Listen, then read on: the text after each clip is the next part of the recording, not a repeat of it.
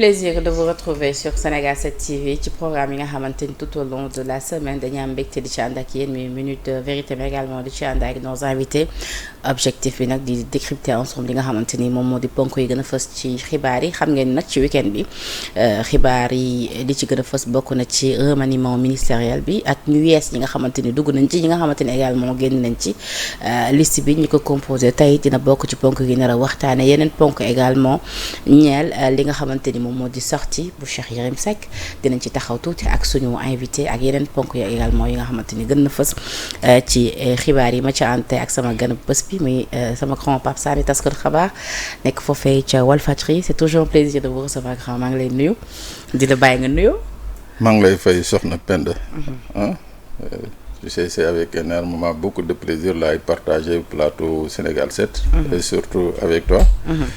Profito ci nuyu l'ensemble du personnel à commencer par le directeur général Pape Ngagne Ndiaye. Et ni ma koy defee saa su nekk rek bu ma fi ñëwee di leen féliciter di leen encourager. Merci. Dans ce que vous êtes en train de réussir. Parce que quand même il faut le dire.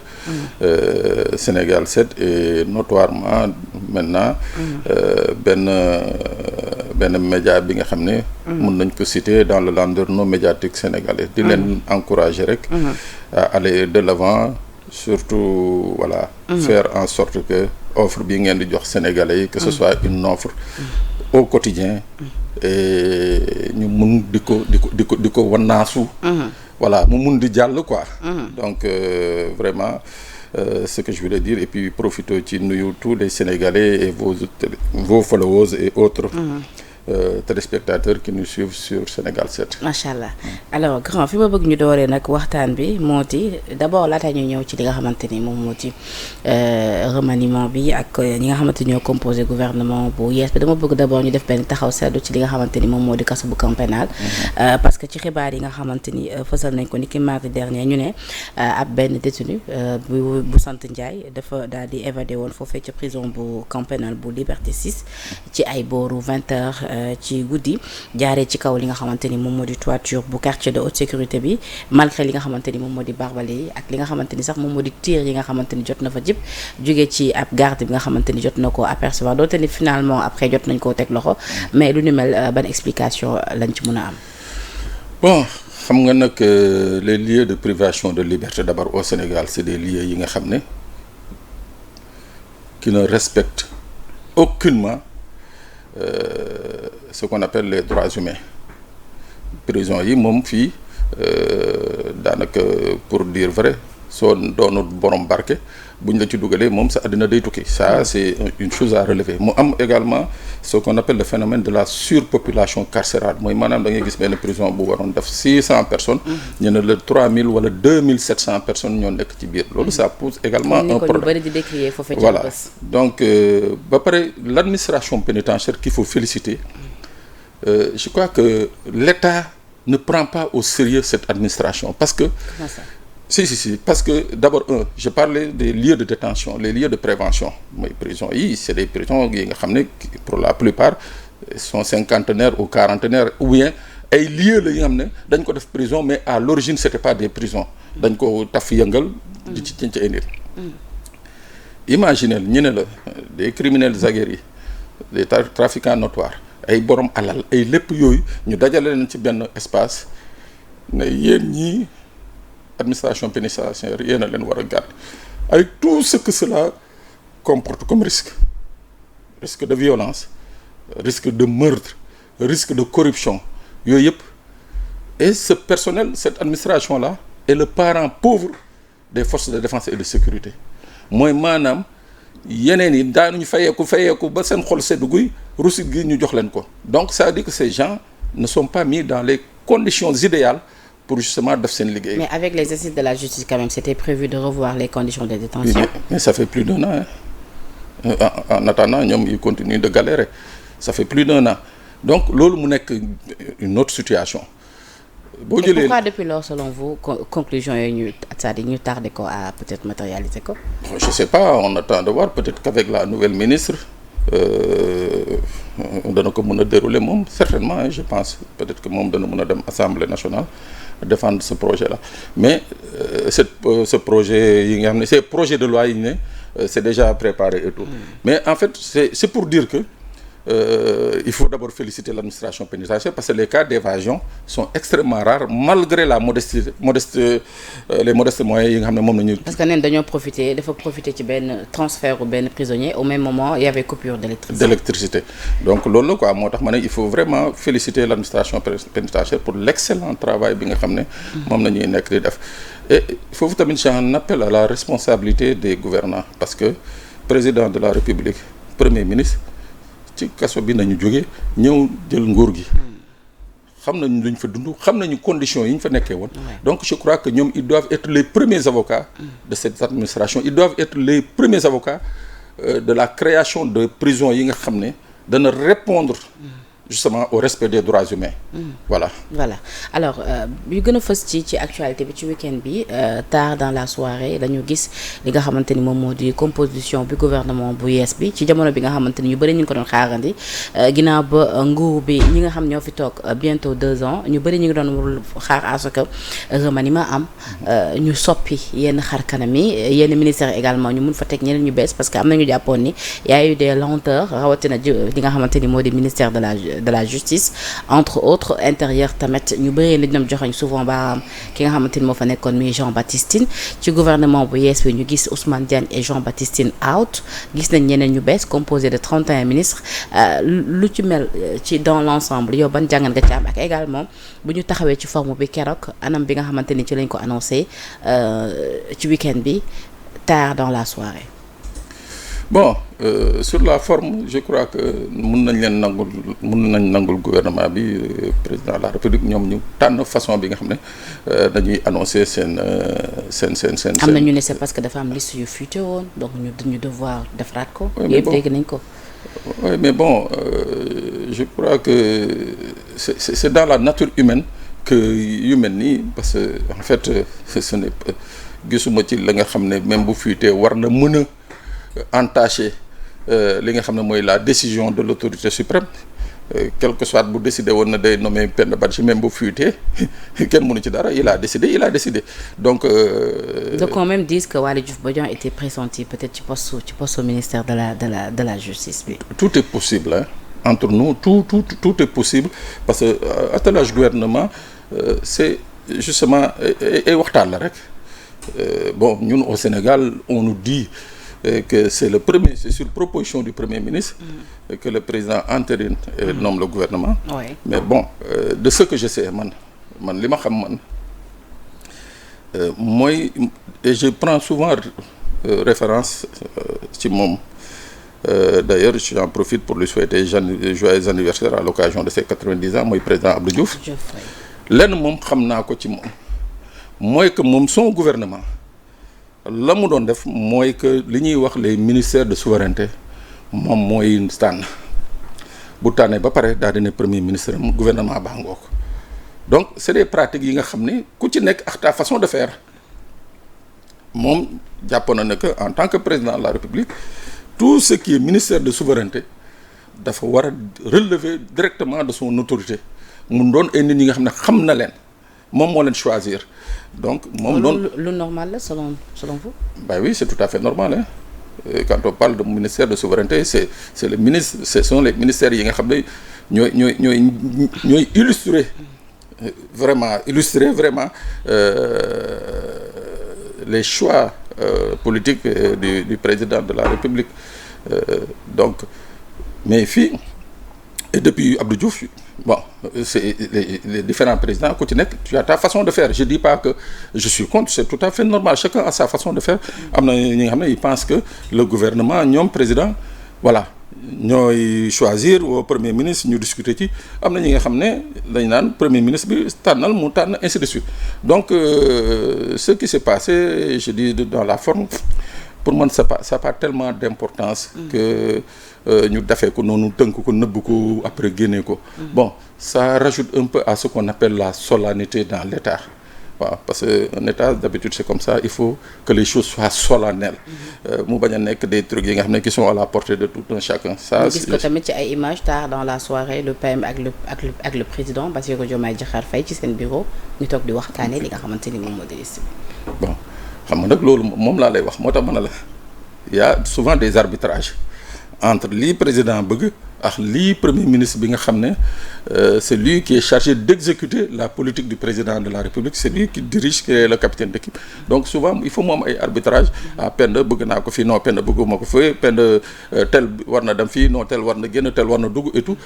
C'est des arbitrages, des négociations ba finalement après on arrive à un consensus bon souvent génne la liste du gouvernement.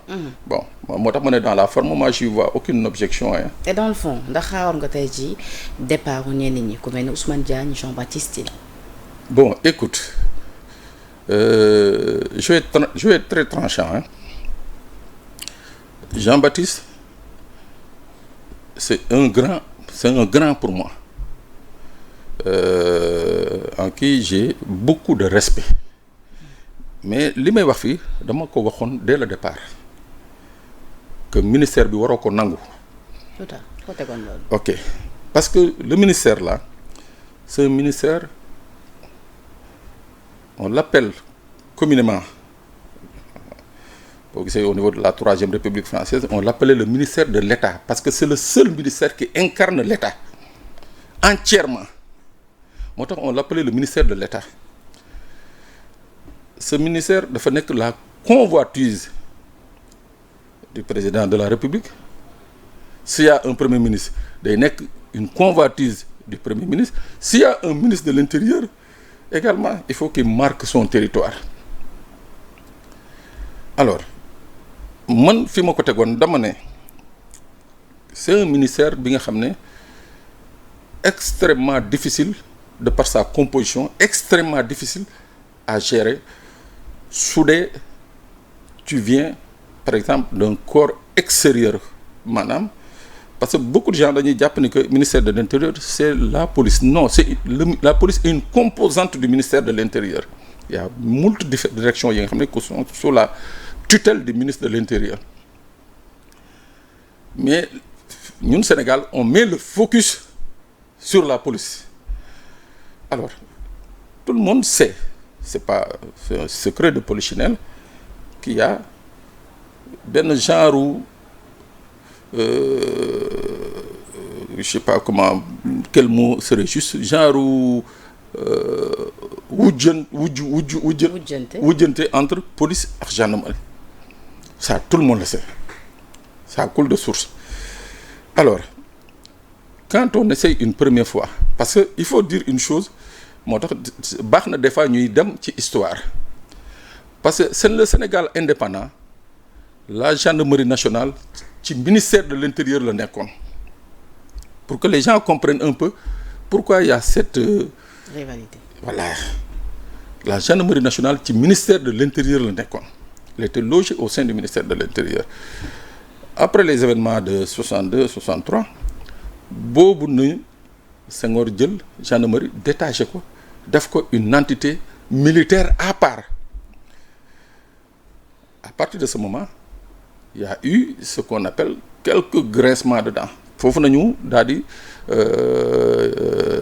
révoquer ce qu'on appelait la garde nationale, parce que le Sénégal avait ce qu'on appelle la garde nationale. Waaw, c'est garde nationale boobu moo doon surveiller le président, moo doon surveiller les édifices publics, qui faisait vraiment un travail que la gendarmerie fait aujourd'hui. Donc le président supprimait la garde nationale, mission garde nationale yooyu mu jël ko jox ko gendarmerie.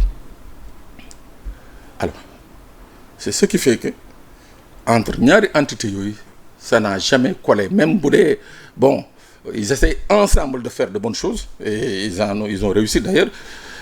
Jean-Baptiste Tine l'a réussi et tout, mais la rivalité était toujours là. Donc mënuñu considérer, parce que il faut dire les choses crûment, Jean-Baptiste Tine c'est un gendarme, c'est-à-dire dans le sang. Il est né dans la gendarmerie, Papa Dieye c'était un officier de gendarmerie, il est né dans la gendarmerie, il a grandi dans la gendarmerie, il ne connaît que la gendarmerie. quand celui-là on le nomme au ministère de l'Intérieur, premier réflexe bi mooy que sunu wujj nañ fi indi pour mu jiite ñu.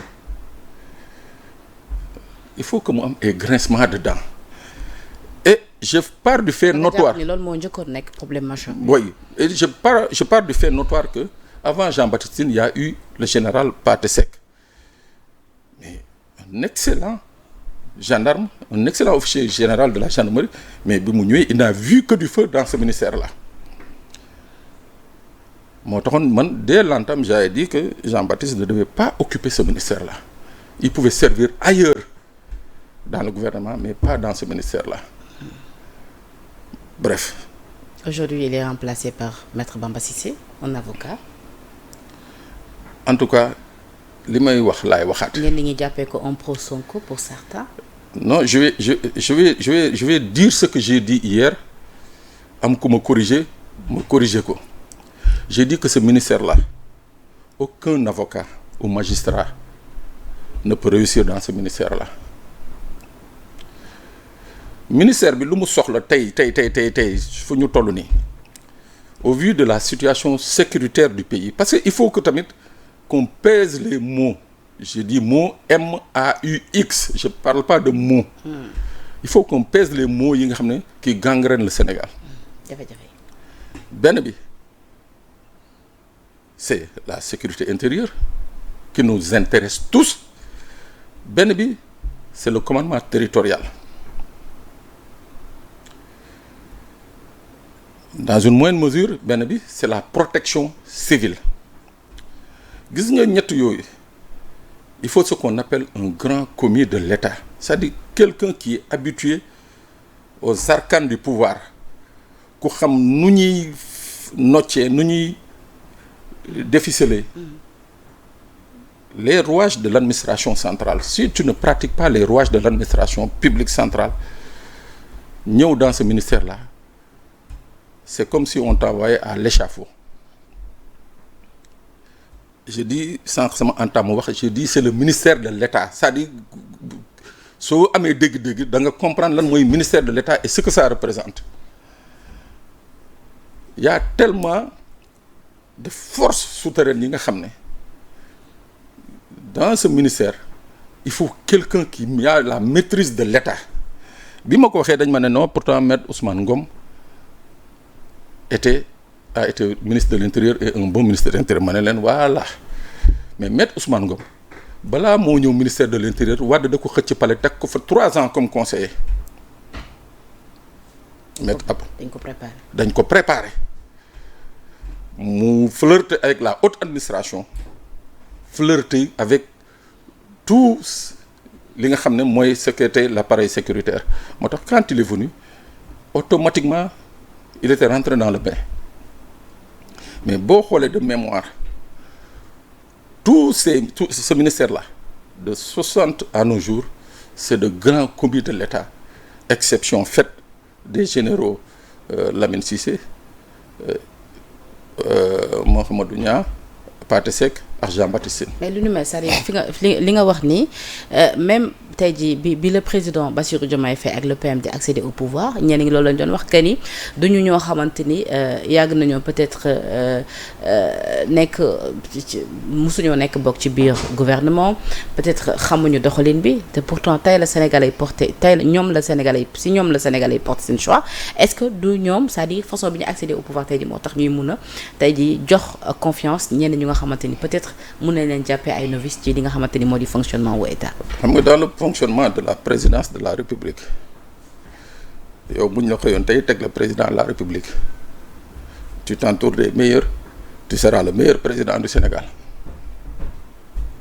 C'est très simple. Donc kay warul nekk problème tey jii bu non le ministère même s'il n'a pas été préparé. Non, le ministère n'est pas la présidence.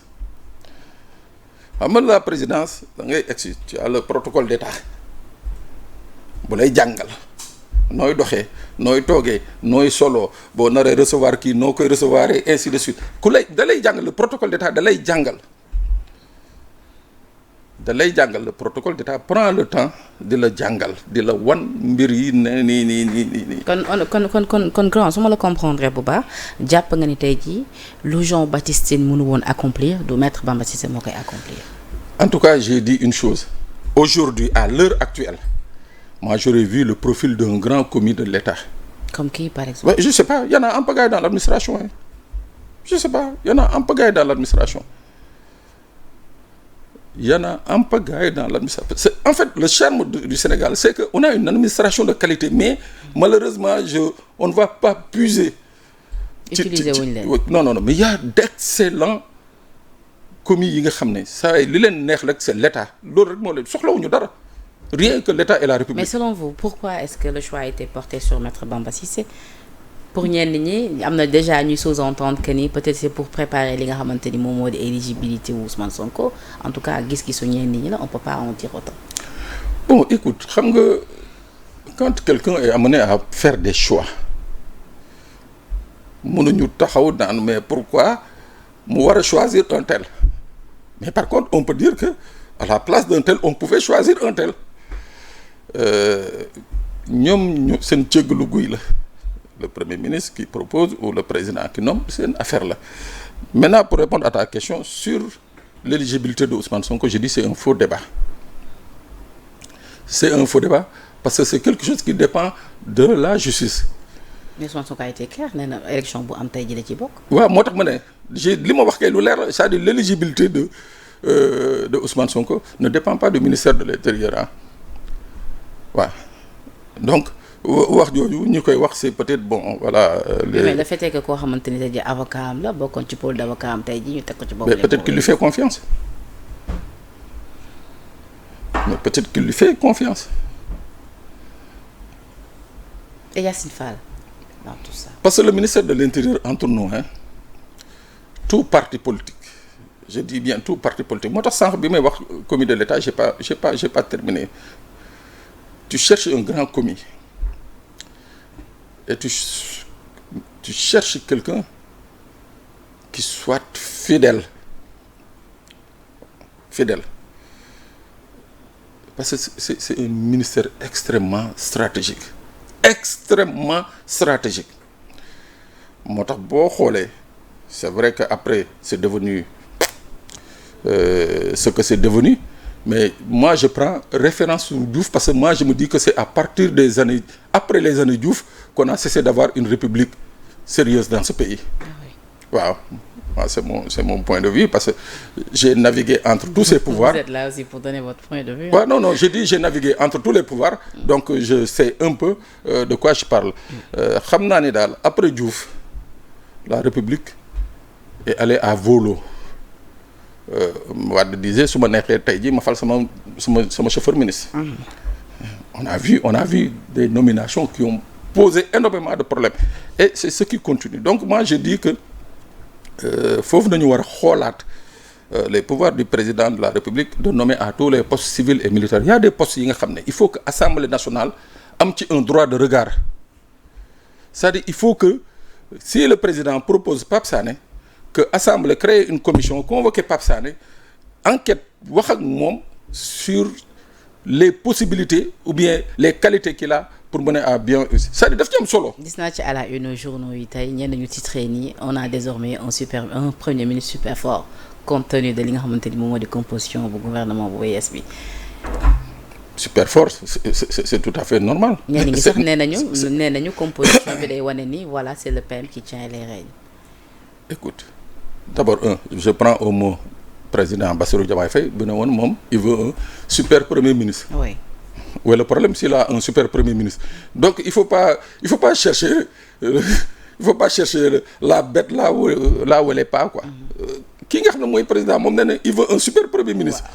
Alors il a un super premier ministre. Ok on dit d'accord on tape des deux mains on attend maintenant sur le rendement. Est-ce que le super premier ministre là dana wane ni que moom c'est un super premier ministre. Et Yassine Fall et le cas Yassine Fall parce que moom tamit le fait est que ñu yóbbu ko foofee ca ministère de la justice laisse perplexe certains. Écoute moi c'est l'un des choix qui n'arrive pas d'abord à passer dans ma tête ba tey jii quoi entre nous parce que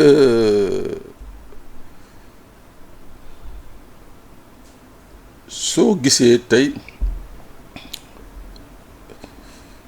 l'état de la justice de manière générale, je parle pas de la magistrature, de la justice, ñu ngi génn ci benn grève de plusieurs semaines du SYTJUST. UMS mu ngi jógee assemblée générale nommer un nouveau président de l'UMS.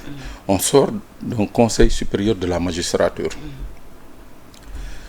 mooy que justice bi fu mu ne nii mu ngi ci ay règlement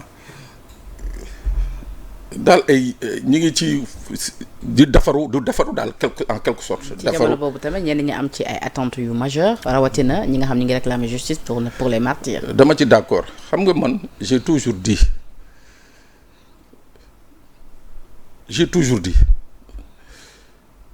que ce qui s'est passé ci réew mi de 2021 à 2024 ça devait être une priorité politique nationale. Oui, ça c'est vrai. On ne peut pas l'imputer au ministre de la Justice. Dossier bii des victimes et consorts, on ne peut pas l'imputer au ministre de la Justice. Le ministre de la Justice n'est que le bras armé du président de la République au sein de la magistrature. Mais nee nañ comprendre une lenteur yi. Ouais, mais moi je te dis, j'ai toujours dénoncé les lenteurs. Ouais. Mais je dis que tey jii su doon le président de la République dafa jóg def une adresse à la nation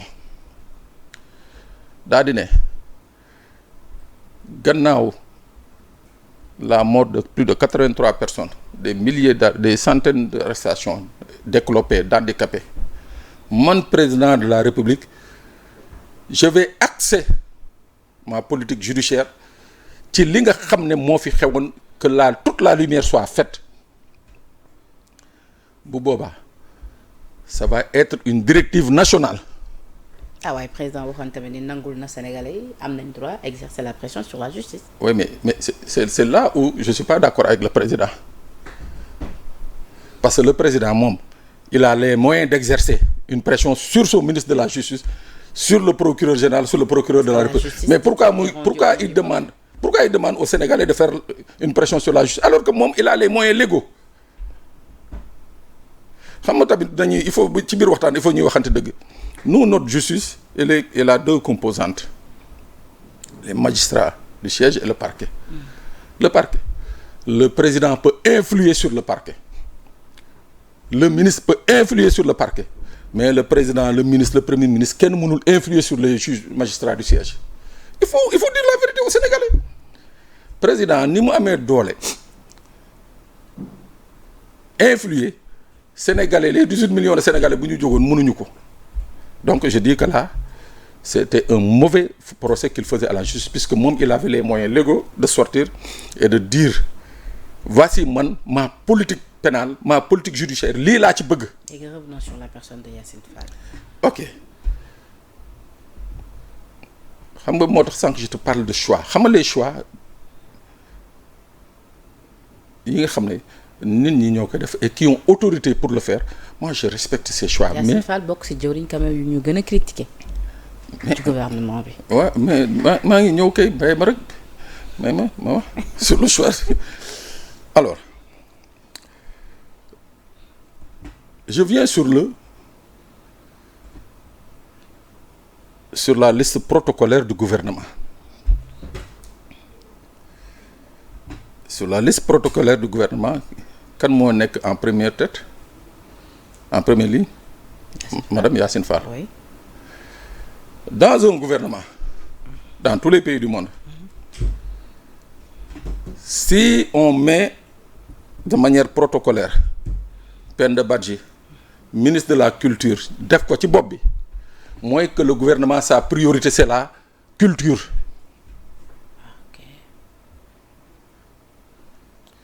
Léegi nag fii Yacine Fall lañ jël teg ko mu nekk justice ñu bàyyi reléguer le ministère de l'Intérieur et le ministère des Forces armées derrière alors qu'on vit une situation sécuritaire des plus inquiétantes. Même si je suis d'avis que cette question des morts et des blessés et des détenus on doit la régler. ñu jël Yacine Fall indi ko ne moom mooy nar a gérer loolu ñoom ñii ko nommé ñoom a gën a xam Yacine Fall ils ont les moyens de savoir si elle a les aptitudes nécessaires mais man personnellement mon choix je dis que non, je ne vois pas Yacine Fall à la tête de ce ministère. Pourquoi? Présomption de bonne foi.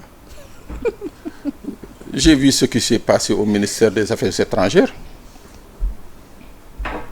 Ça ne me rassure pas. Ça ne me rassure pas du tout. Waaw. Ça ne me rassure pas du tout. Bon, maintenant nag, elle peut certainement réussir.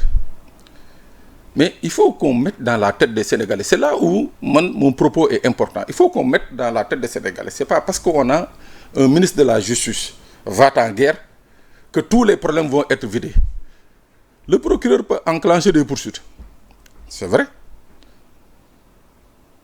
Mais les juges qui instruisent à charge et à décharge, ou ceux-là qui jugent, mais ñooñu ils ne sont liés ni par le pouvoir du président, ni par le pouvoir du premier ministre, ni par le pouvoir du ministre de la Justice.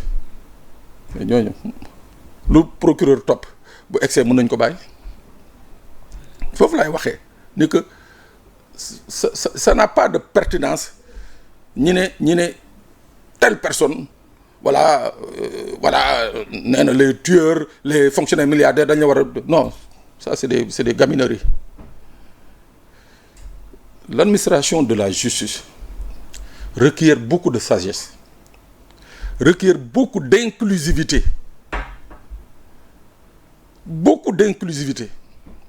Parce que la nga xam ne c'est un pouvoir, contrairement à la France, les gens parlent souvent de la France. Nous, on a un pouvoir judiciaire en France, ils ont une autorité. Nous, on a un pouvoir. Donc, il faut ce qu'on appelle le dialogue des institutions. Donc, il faut une personne de consensus. Waaw di mën a waxtaanee yenn yi autrement rek les lenteurs yi ñu doon wax on va déceler les mêmes lenteurs parce que les magistrats te diront que le temps de la justice n'est pas le temps. Les mêmes lenteurs moom ça ne ñenn ñi duñ ko taw. Ah non moo tax ma ne la déjà bi ñu annoncé Yacine Fall ñu bëri liñ tuité mooy ñi ngi xaar à ce que ñu rendre justice ñi nga xamante ni ñoom ñoo di les martyrs. Oui moo tax ma ne la. que ñu sëgg ci dossier yooyu xanaa au plus vite. Je suis tout à fait d'avis man je l'ai dit j'ai toujours dit que. je veux dire par là ñu bëri dañoo porter espoir bu mag ci ki nga xamante ni moom moo di Yacine Fall. Mais beaucoup avaient porté beaucoup d'espoir sur Ousmane Diagne mais taxaw na assemblée nee na moom mënul def pression sur les juges du siège. mënu ko. Bon peut-être que certainement on aura des moyens de faire pression sur les juges du siège mais en fait moo tax ma ne souvent bu ñuy wax surtout les dirigeants. Les décideurs. Il faut ñu tenir benn langage aux populations pour ñu mën a comprendre que y a des choses quasiment impossibles am na li nga xam ne mënoo ko bëgg ba pare bañ ko mënoo ne tu veux une justice indépendante après daal di ne non man il faut ma am benn justice bi nga xam ne voilà lii la war a doxalee nii la war a doxalee. Le président tout récemment insisté na ci à ce que ñu am une justice indépendante. C'est ce que tout le monde souhaite. Oui. Voilà. Pour acter quand même la rupture bu ñu prôné ñoom depuis leur venue au pouvoir. Écoute Penda, il faut pas qu'on rêve xam nga l'indépendance l'indépendance de la justice elle a été consacrée par la Constitution par le statut des magistrats mais c'est-à-dire l'indépendance de chaque magistrat incombe à chaque magistrat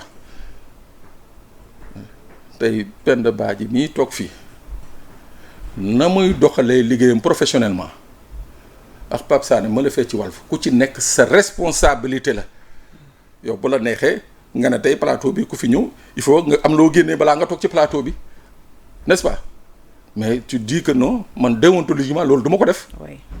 mu ngo donc loolu c'est des trucs yi nga xam ne voilà il faut pas tellement philosopher sur ça je dis encore une fois à la tête de ce ministère il faut une personne consensuelle c'est-à-dire que c'est pas des départements extrêmement faciles. C'est pas facile. Oui mais Pastef aussi tamit dañoo yàgg wax ni ñoom ci quand même ci yenn ministères yi il faut que ñu am seen ay nit yu fa nekk d'ailleurs sax bi ñu publier liste bi gis nga les Waly Diouf Bodiang et autres ñoom wane nañ seen mbégte quelque part. moi je suis d'avis que quand un parti se crée son objectif c'est de concourir au suffrage des Sénégalais et c'est d'accéder au pouvoir je suis d'avis et parti bu egsi au pouvoir booy gérer da ngay gérer ak say nit je suis d'avis. un état parti. non état parti ça c'est des affabulations ça laisse tomber ça c'est de on nous donne l'exemple du Vietnam et consorts il faut aller voir la constitution du Vietnam c'est-à-dire ceux qui nous mettent au même niveau que le Vietnam je crois que ils respectent même pas l'intelligence des Sénégalais. Un état parti ne peut pas prospérer dans ce pays c'est fini Senghor l'a essayé au tout début de l'indépendance mën nañu comprendre mais à un certain moment il était obligé parce que la pression était telle que il était obligé de sortir de sa bulle non c'est pas possible un état parti ça c'est dans des pays comme le Vietnam où le président de la République n'a aucun pouvoir c'est l'Assemblée nationale qui a le pouvoir. Et les alliés dans tout ça? Les alliés ils sont là xam nga c'est de la politique c'est pas la Bible c'est pas le Coran c'est de la politique parce que quelle que soit sa puissance a besoin d'alliés dafay soxla ay alliés tey on voit qu'il y a certains alliés qui ont été vraiment gâtés am ay postes c'est une bonne chose en soi. mais ñu bëri ñu ngi toog di xaar am na alliés yi commencé mer de grand. bon. xam nga nag ñemewul fësal rek. waaw mais xam nga ñoom moo tax ma ne la c'est des politiciens man moo tax ñoom seeni conclave. seen gars yi dañ leen commencé fàtte. seeni conclave ak seeni messe souterraine ak yooyu man je préfère bañ ci dugg waaw. ñoom ñoo xam lu ñu waxante woon et tout mais en tout état de cause li ma waxoon sànq mooy que quand un parti accède au pouvoir man je suis d'avis que parti boobu moo war a diriger. D'accord avec ses hommes. beneen nomination bi nga xam ñenn ñi taxaw nañ ci également bu ñeel bu l'honorable député Amadou Ba alors bi mu amee échange boobu ak ki nga xamante ni moom moo di le chroniqueur Badara Gadiaga ba après ñu teg ci loxo Badara Gadiaga après dañoo seetaan à la télé benn Bouba Ndour bi nga xamante ni chroniqueur la ci biir émission bi mu ne moom jàpp na ni sax Amadou Ba quelque part était venu juste peut-être pour faire incarcérer ki nga xamante ni moom moo di Badara Gadiaga alors tey pour ñenn ñi question bi mooy Amadou Ba a-t-il été récompensé ginnaaw le cas Badara Gadiaga wala da nga jàpp ni ça n'a rien à voir. Bon, à mon avis, on prête trop de pouvoir à Amadou Ba. Badara Gadiaga, que je salue au passage. Je ne peux pas penser un seul moment que Amadou Ba jógee fële Assemblée nationale avec pour mission ñëw ci benn plateau pour faire arrêter quelqu'un.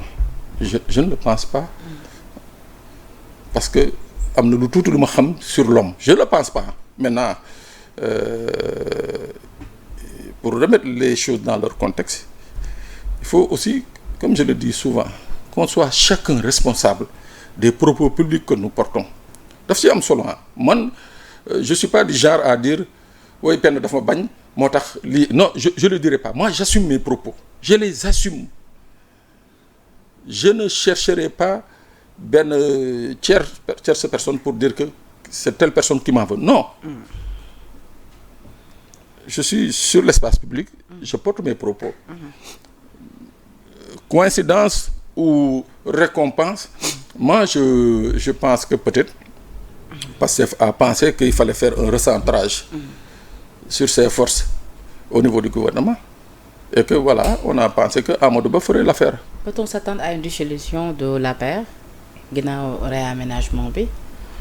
Bon de l'APR. benn moment je l'ai c'est-à-dire Waly Diouf c'est-à-dire waxoon na ko ni jàpp nañu te APR parti bu ñu war a dissoudre. mais Waly Diouf n'est pas le président de la République parce que pour dissoudre un parti c'est un décret du président de la République. il ne l'est pas mais le plus souvent lépp lu mu tuité wala mu wax ci rek après dañ koy. waaw mais d'accord c'est-à-dire dissoudre un parti moi je suis d'avis que li fi jot a xew yëpp ce parti a quand même une responsabilité historique ça moom je le dis et je l'assume, ce parti, parce que fii nañu toog des ministres de ce parti taxaw wax ñi leen di wax waxu nervi ñu ne non ñii duñu ay nervi ñun ñoo leen recruter pour notre sécurité, alors que fii Sénégal ce qu'on appelle la violence légitime n'est exécutée que par la police et la gendarmerie. moo tax ma ne sur ce qui s'est passé 2021 à 2024 ce parti am na ci une grande responsabilité. Man je le dis parce que ce sont des ministres de ce parti yu génn assumer ni que ñoom ñoo recruter. Donc vous êtes pour la dissolution de ce parti? Bon, je sais pas s'il faut dissoudre ou pas, mais ce parti am na ci une responsabilité. Xam nga tout dissolution il faut pas qu'on aille dans le sens de la dissolution bi nga xam ne moom moo fi daloon Pastef. C'est-à-dire il faut que tous les arguments juridiques soient épuisés.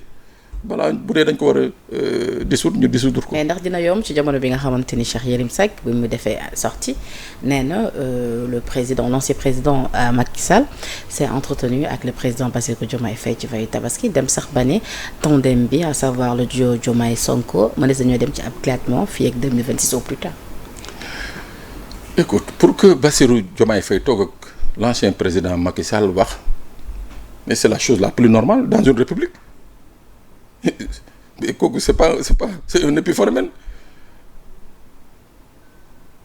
déedéet. nee na sax Macron tout le temps li muy xelal Diomaye mooy di déglu Macky Sall wala boog na jàmm am sa diggante ak Macky Sall. C'est les révélations en tout cas de Cheikh. yaakaaruma président Bassirou Diomaye Faye jël président Macron comme conseiller parce que Macron problème yi mu créé France te mënu cee génn.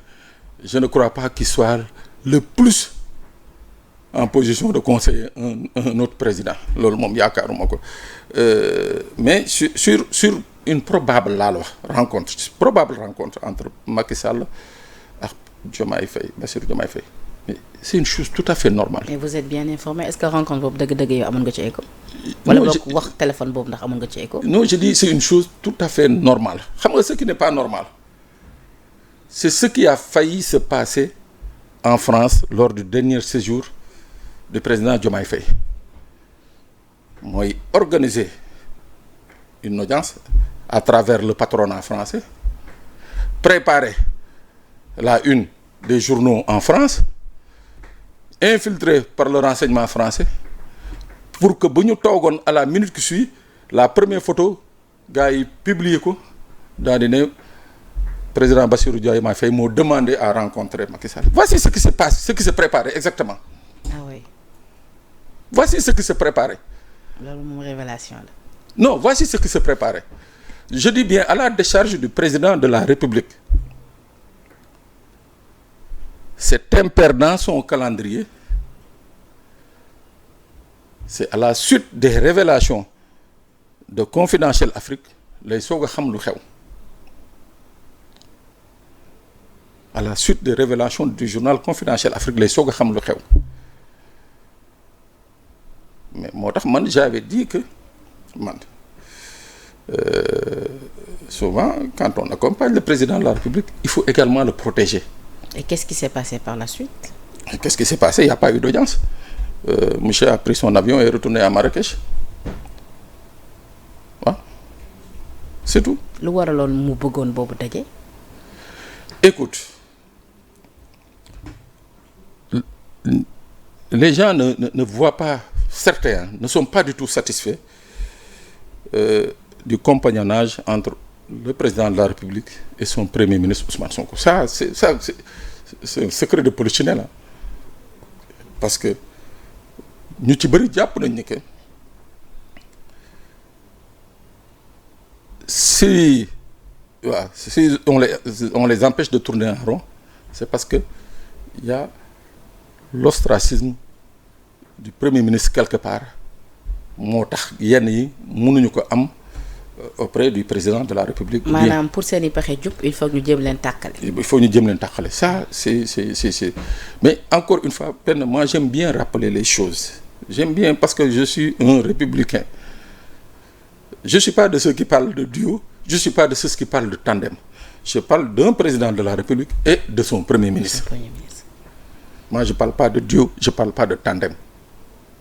Parce que je suis dans une république ba jour bi ñuy changer. république mun nañu wax duo nag parce que Diomaye mooy Sonko mooy Diomaye. waaw mais kooku ci wàllu politique mun nañ ko wax. mais ci wàllu république le président ni daf ko wax ni ko pour ñu gouverner il faut ñu nekk ay xarit.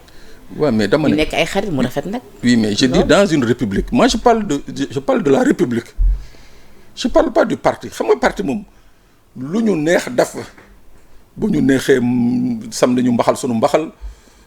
sa waay mu tëggal ñu sunu tama ça c'est le parti. léegi dans ce cas là ndax mën nañ gëm quelque part li Cheikh Yérim wax ni c'est-à-dire su ma taxawee fi nga wax que ni rencontre naroon na am finalement rencontre amul que ni ñoom ñaar ils ont échangé par téléphone. non je dis c'est le patronat français qui a instigé qui a l'initiative de cette rencontre avec les services de renseignement li leer ba leer à mon niveau de renseignement qui est très modeste quand même.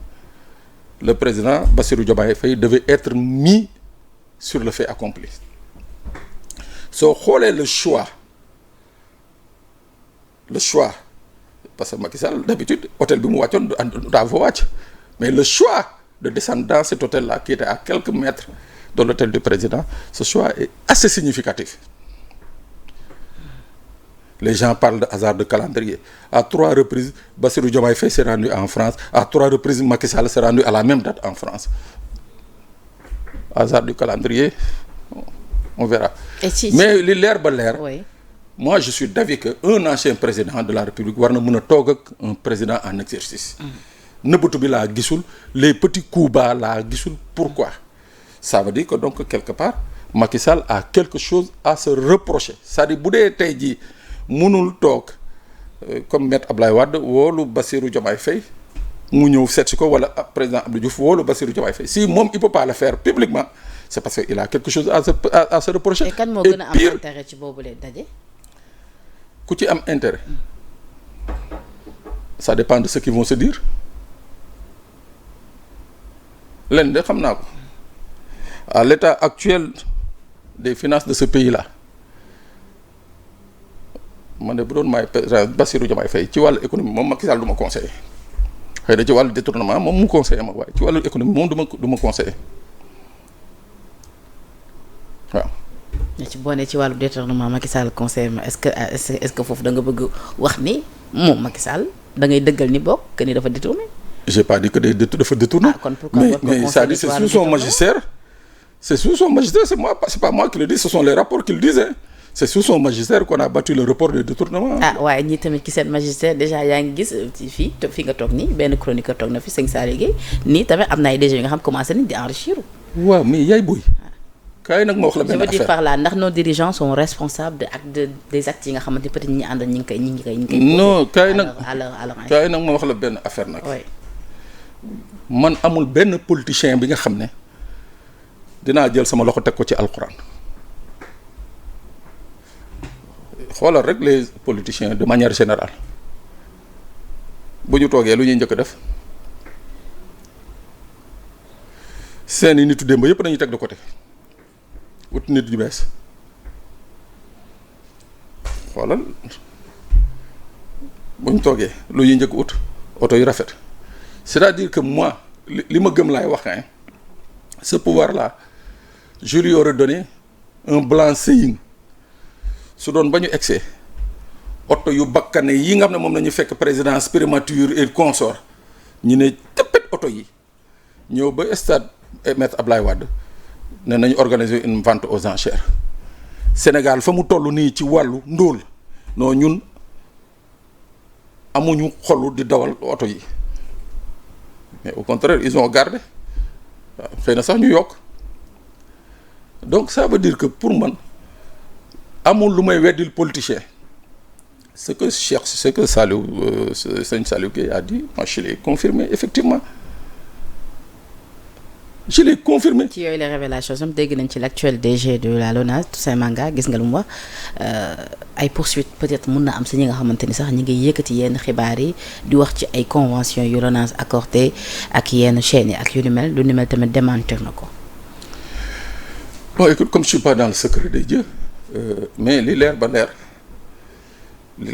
je dis on peut pas empêcher aux journalistes de faire leur métier et comme je dis que c'est un métier à responsabilité boo xalaatee wala nga jàpp ni que yow dañ la tuumaal mais jarul ngay tàggu ne da ngay saisir yoon c'est pas la peine pourquoi ngay tàggu demal saisir yoon c'est tout hein man bu ma jàppee ni dañ ma tuumal du ma porter presse damay dem porter plainte. mais yow mbir yooyu loo ci xam grand. mbir yan. LONASE ak ay convention mag ak yu ne. oui mais xam nga d'abord am na sax ñu fi waxoon fan yii ni am na convention yu ñu joxoon GFM retiré war ko par la suite. ah oui mais ça le DG de la LONASE l'a confirmé hein bon sauf que il a fait une précision de ne retirer wu ko daf ko suspendre waaw je dis il peut arriver à toutes les directions générales à tous les ministères ñu signer ay commandes et c'est de bonne guerre parce que tamit on a un système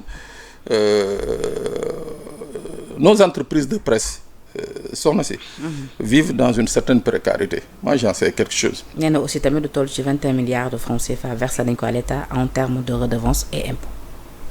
oui mais c'est sa mission hein kooku jarul ndamu loolu jarul ndamu li nga war a def boo ko defee amul loo ciy xaar jaajëf doo ko ci xaar amul non c'est son rôle et ça je dis que il devait même faire plus il devait même faire plus. mais LONASE tamit direction la bu nga xam tout le temps da ci dégg ay coow war a watane si ñi koy jiite bu ñu dellu see ginnaaw sax ci li nga xamante ni moom moo di le cas Lat Diop ak ki nga xamante ni moom moo di Mohamed Dieng bi nga xamante ni sax temps yi ñuy wax waxu rapport scientifique ñu ko ciy tudd. bon écoute c'est un dossier que j'ai pas suivi hein, pour dire la vérité. Cheikh Yérim wax na ci tamit Aïssatou Diop Fall attaqué na ko. non je veux être honnête avec moi-même c'est un dossier que j'ai pas suivi j'en ai entendu parler comme ça brièvement mais intéressé wu ma ci mais li leer ba leer mooy que la LONASE depuis sa création a été une vache à lait pour tous les pouvoirs ça jarul nekk fii di xool li non depuis sa création tous les pouvoirs qui sont succédés se sont servis de la LONASE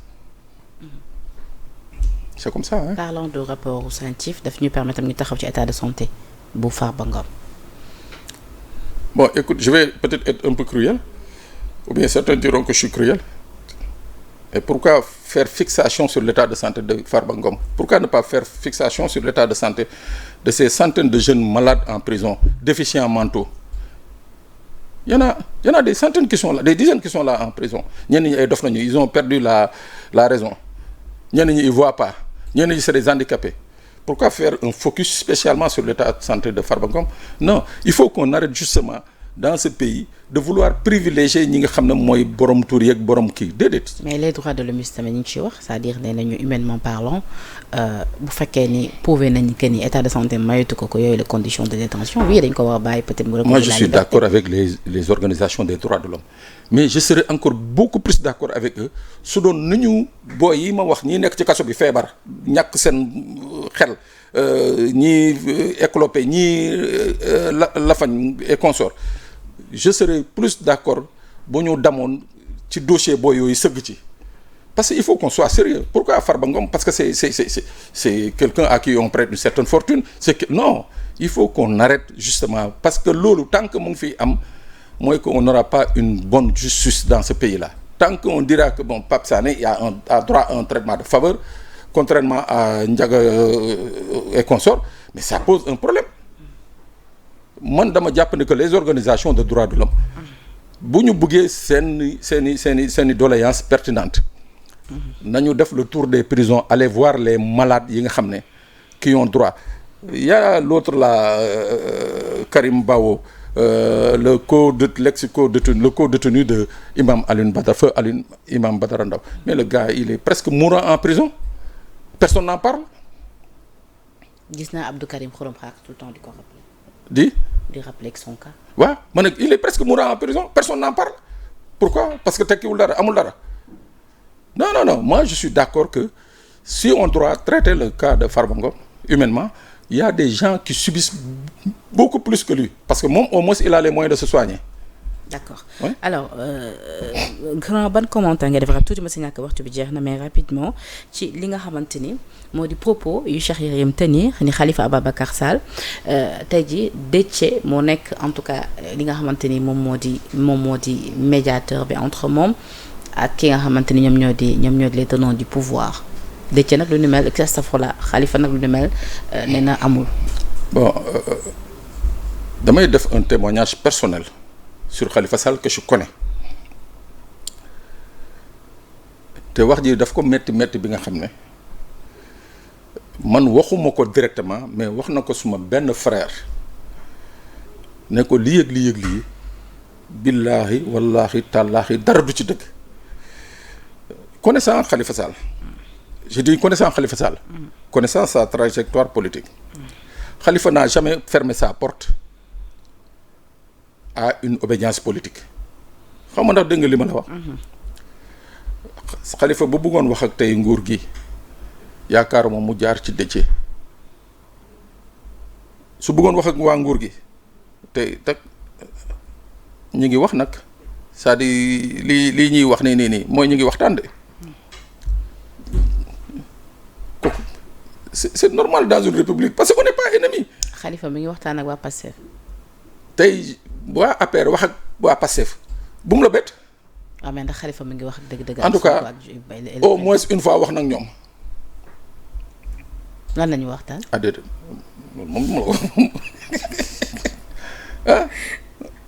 lépp nga xam ci réew mi grand mais non c'est que ñoom mais attends mais Pastef comme taxawu Sénégal mais ils ont été des acteurs majeurs yi nga xam ne qui ont été déterminants dans la chute du pouvoir de Macky Sall mooy bi ñuy taxaw bi ñuy teg Yewwi Askan Wi les gens oublient que Khalifa Sall a été l'un des initiateurs justement de cette coalition bi nga xam ne moo njëkk faire chanceler le pouvoir de Macky Sall. est-ce que ci cadre waxtaan boobu nga wax ni wax nañ une fois ci lañ tënkee peut-être li nga xamante ni moom moo di mairie bu Dakar.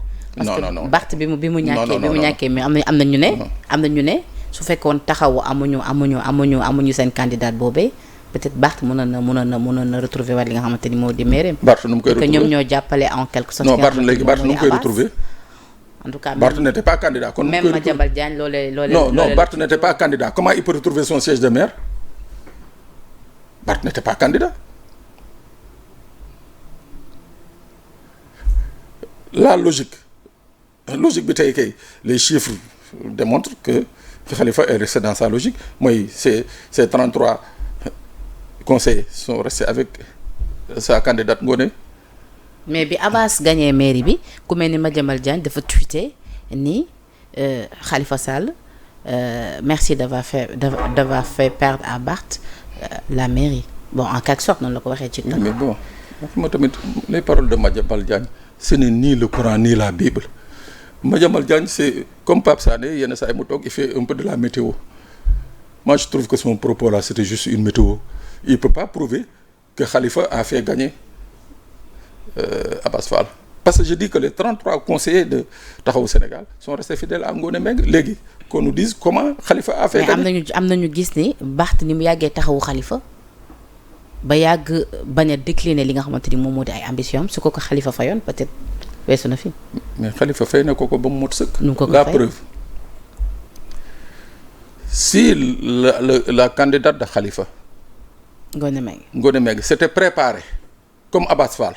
pour aller à l'élection maanaam jël le temps battre campagne kon tey ji Abass peut-être il ne serait pas le maire mais c'est parce que Taxawu n'a jamais voulu battre campagne parce que dañu doon xaar justement le 18 septembre que la Cour suprême se prononce sur mais tamit Abass su amul assurance que dina gagner mairie bi il n'allait pas se présenter. oui mais attends defal naa Abass et du PASTEF ils ont eu des conseillers il y a combien de conseillers flottants jëlal les 49 yi nga xam ne moom la Abass am les 30 que Khalifa am les 8 yi Barth am yeneen yi 8 yi pur am xaw ma 6 wala 8 yi pur am ainsi de suite mais comment Abass a réussi à avoir cette coalition de conseillers? Comment? C'est parce que il a négocié avec, il a pris le temps de chercher des soutiens justement dans les différents groupes qui constituent le conseil municipal. waaye moo tax sànq ma laaj ne ndax soutien yooyu mi ngi ko am ci li nga wax sànq ni Khalifa wax na ak ñi nga xamante ñoom ñu les tenants du pouvoir même bu doon benn yoon. mais Khalifa soutenir wu leen parce que Khalifa candidat moom conseiller yi mu am conseiller yooyu ñoom votal Ngoné. ah mais yeneen conseil complément yeneen conseil fan la ko Abass amee. waaw mais attends le PUR am na Yewwi Askan Wi li ci des am na ak yeneen ak yeneen ñi am ay ñoom Mambay Niang seen benn baat ñoom Diouf Sarr seen i conseil en fait c'est ce cumul là qui a fait que Abass Fall s'est retrouvé à 49.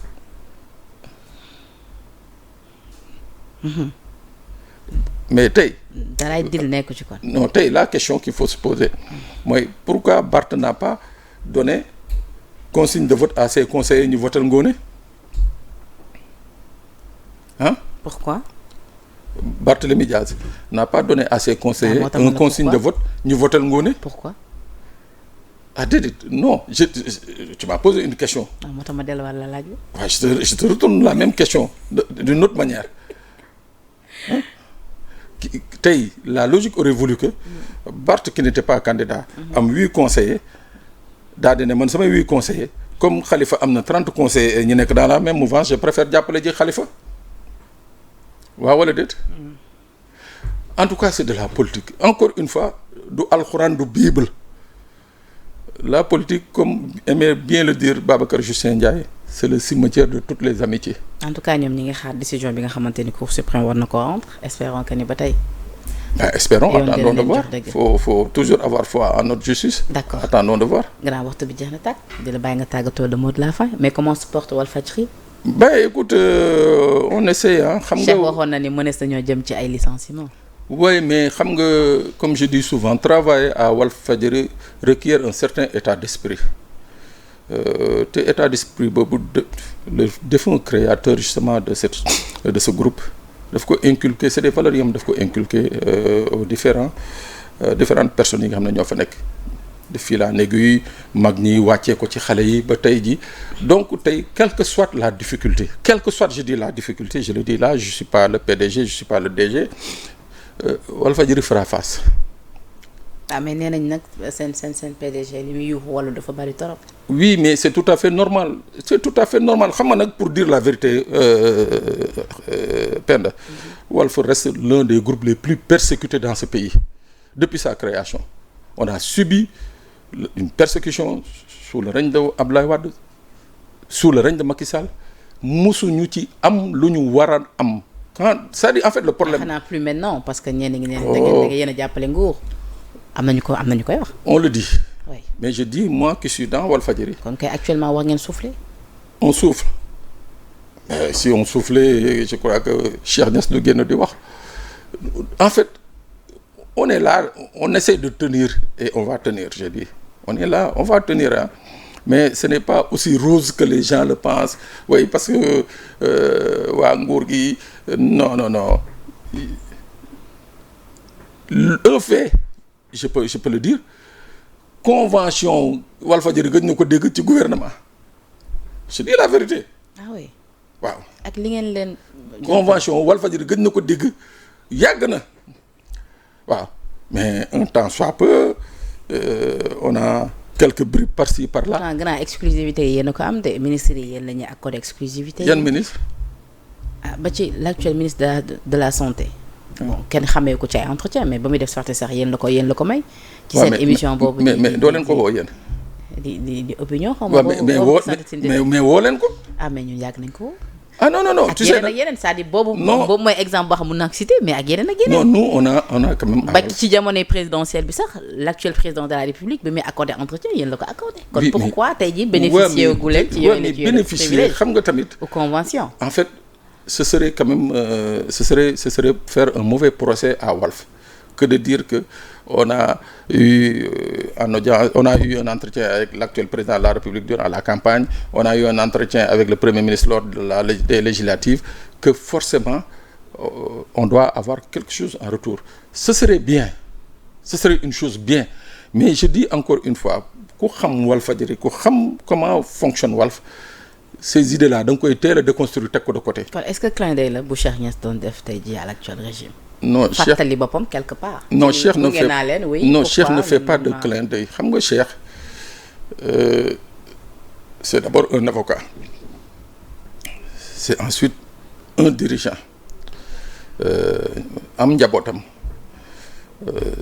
s'il y a une situation qui se présente c'est tout à fait normal qu'ils disent ñii yaakaar ni que parce que dañu dëkkale ci pouvoir bi nous on rencontre telle difficulté. Abdou Karim Gueye de Walayli la leen tuddee. nu mu ñu tuddee. Walayli. oui Abdou Karim je le comprends il a fait ses humanités à Walfadjri Walf l'a mis sur un piédestal. nee na xàmmeetu leen nee na ci jamonoy Sidy Lamine ak léegi ne changement dafa am. non il y a aucun changement. tu sais c'est une perception hein. Moi je suis aussi critique sur ton plateau que sur les plateaux de Walf. Ouais. Les autres pareil. C'est pas le propos de Cheikh Niass qui va dicter la ligne éditoriale de Walfadjri. En fait c'est ça le problème. C'est-à-dire c'est la liberté de ton, c'est la liberté de presse. Chacun prend sur lui ses responsabilités. D'accord. Il n'y a pas de conseil d'édito où on s'asseye pour dire bon Penda bu ñëwee nañ ko raay. Non, ça n'existe pas. Je le dis, je mets au défi quiconque à Walf. Ça n'existe pas. D'accord. Ouais. Walf, c'est la liberté de ton, la liberté de parole. Et la responsabilité. Mais entre nous encore une fois, effectivement, pour avoir souffert ci pouvoir yi fi jaar tey Walf devrait au moins avoir pas un traitement de faveur. Oui, mais devrait profiter d'un certain traitement. Ça, je suis tout à fait d'accord, mais je n'exige pas un traitement de faveur parce qu'un traitement de faveur après c'est justement te guider ou bien t'orienter vers non, on n'est pas dans ça. Nous, on est dans le journalisme pur. Alors di la jox nuyoo nga yóbbul ma ko sama sœur Awa Diop Ndiaye. Ah ben voilà, tu vois déjà, tu la vois elle. Des fois quand elle sort. gis naa ko mayul dara sax l'actuel ministre quand même de la santé. jàpp na ni sax waroon na bokk si ñi ci li nga xamante ni moo di gouvernement bu yees bi. loolu dégg naa mu wax ko. di la joxaat tamit nuyoo nga joxal ma ko ki nga xamante ni moom moo di sama benn xarit animateur bu fa nekk Mohamed Badiane. Ben je le dirai. C'est mon ami. Mélanie Aminata Samb également Ndiaké Falilou di ko nuyu également je n'ai que des amis. Ah ben voilà. Oui ak DJ Cool. ba ñoom ñëpp may egg léegi. ñoo nekkoon woon groupe Futurs Médias gis naa temps bi ko bu gars yi kii rek dañ ko repêché. non mais sant yàlla. donc grand di la bàyyi nga tàggatoo le mot de la fin. Ben écoute Fanta sax Penda ça a été également un énorme plaisir. toogaat ci plateau bi. oui mais bu fi di géej nag yaa ma diggoon ci kanamu internet yi que ni chaque mois dig ma may benn sax. mais xam nga les mais bu ma la gisee balaa ma lay gisaat. xam nga les impératifs rek. voilà on bouge beaucoup. on bouge beaucoup. Et puis dama nekk ci jàngum bu métti. waaw. dama nekk ci jàng bu métti alors c'est ce qui fait que mon temps est. mais Ziguinchor bi nga jógee nag nee nañu te doo fay géej nee nañ campagne de commercialisation de la noix de cajou une mévente inquiétante malgré les 150 000 tonnes exportées. Bon c'est une question bi nga xam ne le ministre du commerce qu'on a reconduit. Mabouba Diagne. non xaw ma Serigne Boye xaw ma kii. Bon, je sais même pas pourquoi on l'a reconduit parce que au point de vue des performances jàpp naa ne que bu doon ci loolu la ñuy basé wu. Je n'ai pas vu une seule industrie bu mu mettre en place ou bien qu'est-ce qu'il a réussi au niveau du ministère du commerce ces 1000 volontaires du commerce yi nga xam ne jëloon nañ leen. Ngay Diop. waaw 1000 volontaires du commerce yi mu fi annoncé woon à grande pompe on ne voit rien on les entend même se plaindre par rapport au manque de traitement salarial. Donc mu ngoog quoi voilà voici des gens yi nga xam ne man j'attendais leur départ. D'accord. Voilà. Alors di la remercier waat c'est toujours un plaisir de vous recevoir sur ce plateau Pape Sané taskatu xabaar nekk foofee ci Walfadjri naw ko lool ci li nga xamante ni moom moo di jàngatam ak gis-gisam donc réew mi chaque fois bu ko actualité bi laajee rek dañ koy woo mu ñëw toog fii ñu échanger ak moom it bu ko jotam mayee pour votre plaisir yéen ngi safoo saa su ne programme yu Sénégal 7 TV di remercier également la régie à travers tuuti ci liggéey bu am solo bi yéen ñi safoo suñu ay programme di leen jox dig daje ci yeneen daje jërë ngeen jëf